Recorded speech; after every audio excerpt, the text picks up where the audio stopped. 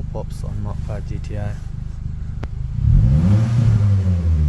No pops. Now let's press this button here. Now we should hear some crackles.